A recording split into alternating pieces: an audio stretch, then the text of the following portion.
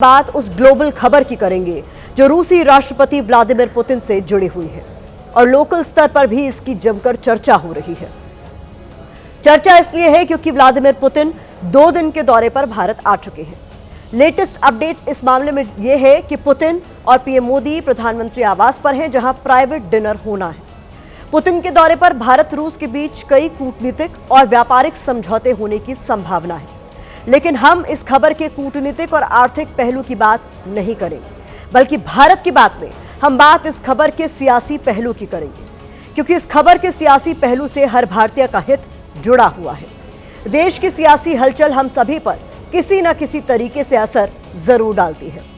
तो पुतिन के भारत दौरे से जुड़ी राजनीतिक खबर विपक्ष के खेमे से निकलकर सामने आई है। पुतिन की भारत यात्रा को लेकर नेता प्रतिपक्ष राहुल गांधी ने कुछ ऐसा कहा है जिससे सियासी संग्राम छिड़ गया है। राहुल गांधी के बयान का उनकी बहन और पार्टी सांसद प्रियंका गांधी ने भी समर्थन कर दिया है।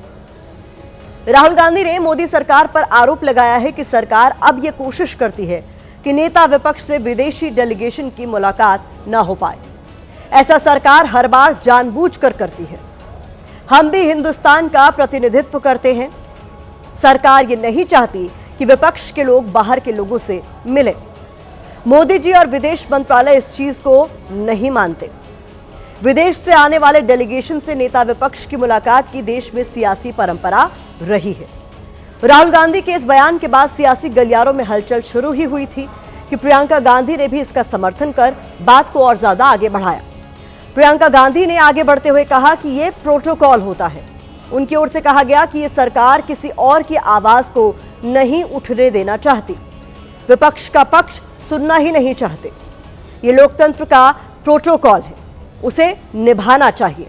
प्रियंका गांधी ने आगे कहा कि सरकार असुरक्षित महसूस कर रही है, इससे भारत की छवि ही खराब होगी। क्या विपक्ष के आरोपों में कोई सच्चाई है? क्या सरकार प्रोटोकॉल का पालन नहीं कर रही? क्या इस तरह का कोई प्रोटोकॉल नहीं है? यह सिर्फ भारतीय लोकतंत्र में एक परंपरा रही है।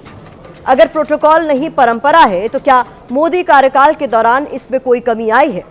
इन तमाम सवालों का जवाब आगे आपको देंगे। पहले आपको राहुल और प्रियंका गांधी का बयान सुनवाते हैं। नॉर्मली ट्रेडिशन होता है कि एलओपी के साथ जो भी बाहर से आते हैं उनकी मीटिंग होती है। ये वाजपेयी जी के टाइम होता था, मनमोहन सिंह जी के टाइम होता था, ये ट्रेडिशन रहा है। बट आजकल क्या होता है कि जो फॉरेन डिग्नेटरीज आते हैं या जब मैं कहीं बाहर जाता हूँ तो सरकार उनको सजेस्ट करती है कि एलओपी से नहीं मिलना चाहिए। तो ये इनकी पॉलिसी है। ये हर बार करते हैं। जब मैं बाहर जाता हूँ ये करते हैं, जब लोग यहाँ आते हैं मैं करता हूँ। हमें मैसेज मिलता है कि हमें बताया गया है कि सरकार हमसे कहती है कि आपसे नहीं मिलना है। एलओपी एक दूसरा पर्सपेक्टिव देता है। हिंदुस्तान को हम भी रिप्रेजेंट करते हैं, सिर्फ सरकार नहीं रिप्रेजेंट करती है। तो सरकार नहीं चाहती कि ऑपोजिशन के लोग बाहर के लोगों से मिले। ये नॉर्म है, बट मोदी जी इस नॉर्म को फॉलो नहीं करते हैं। फॉरेन मिनिस्ट्री इस नॉर्म को फॉलो नहीं करती। प्रोटोकॉल होता है, कोई भी विजिटिंग डिग्नेटरी एलओपी से मिलते हैं और रिक्वेस्ट करते हैं तो मिलते हैं। तो इस प्रोटोकॉल का रिवर्सल मतलब इस सरकार की जो जनरल जो जितनी भी नीतियां हैं वो इसी आधार पर है। वो सब खुद घेरना चाहते हैं, कोई और आवाज़ को उठने ही नहीं देना चाहते, किसी और का कुछ पक्ष सुनना ही नहीं चाहते, और जो प्रोटोकॉल्स हैं उनको भी तोड़ रहे हैं। इनसिक्योर है और उसका एक ये रिफ्लेक्शन है कि अगर एलओपी को मतलब इतने सालों से जब भी कोई डिग्नेटरी आते हैं तो एलओपी से मिलते हैं, ये प्रोटोकॉल है। राहुल और प्रियंका गांधी के आरोपों के बीच अगर हाल के दिनों की बात करें तो बांग्लादेश की पूर्व प्रधानमंत्री शेख हसीना भारत आई थी। राहुल और सोनिया गांधी से उन्होंने मुलाकात की थी। नॉर्वे के विदेश मंत्री एस्पिन बार्थ एड और राजदूत के साथ भी राहुल गांधी की मुलाकात हुई थी। इसके अलावा भारत दौरे पर आए न्यूजीलैंड के प्राइम मिनिस्टर क्रिस्टोफर लक्सन के साथ नेता विपक्ष के तौर पर राहुल गांधी ने मुलाकात की थी। इससे यह तो साफ है कि यह परंपरा पूरी तरह बंद नहीं हुई है। विपक्षी नेताओं के साथ मुलाकातों का दौर अब भी जारी है। तो फिर सवाल यहां यह है कि विश्व के सबसे शक्तिशाली देशों में से एक रूस के राष्ट्रपति पुतिन जब भारत के दौरे पर हैं, तो उनके साथ विपक्ष के नेताओं की मुलाकात क्यों शेड्यूल नहीं की गई? वो भी जब वैश्विक स्तर पर काफी उथल पुथल मची है। भारत ट्रंप के बड़े टैरिफ का दबाव झेल रहा है। अमेरिका के साथ भारत की ट्रेड डील फाइनल नहीं हुई है। अमेरिका रूस से तेल खरीद पूरी तरह बंद करने का दबाव बना रहा है। पाकिस्तान की अमेरिका के साथ नजदीकियां बढ़ रही हैं। चीन के साथ भारत के रिश्तों को फिर से सामान्य करने की कोशिश जारी है।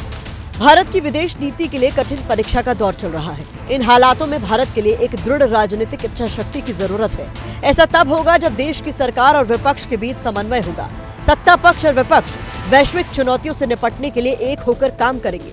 विपक्ष की तरफ से सरकार को उसी तरह की नसीहत दी जा रही है। कांग्रेस महासचिव केसी वेणुगोपाल ने पोस्ट किया है कि एलओपी का भारत आने वाले विदेशी मेहमानों से मिलना एक पुरानी डेमोक्रेटिक परंपरा है, ताकि हमारा इंटरनेशनल जुड़ाव और गहरा और ज्यादा मतलब वाला हो। लेकिन जो लोग सिर्फ अपने मन की बात कहना चाहते हैं, उन्हें साफ तौर पर इन परंपराओं की कोई परवाह नहीं है, जो हमारी विदेश नीति के जुड़ाव के लिए जरूरी पिलर है। जो हमारे लोकतंत्र की परंपराएं हैं, उनको तो ताक पर रख दिया है इस सरकार ने। ना लोकतंत्र में इनका विश्वास है, ना लोकतंत्र की परंपराओं में, और देश की रेपुटेशन के लिए भी ये अच्छा संकेत नहीं है।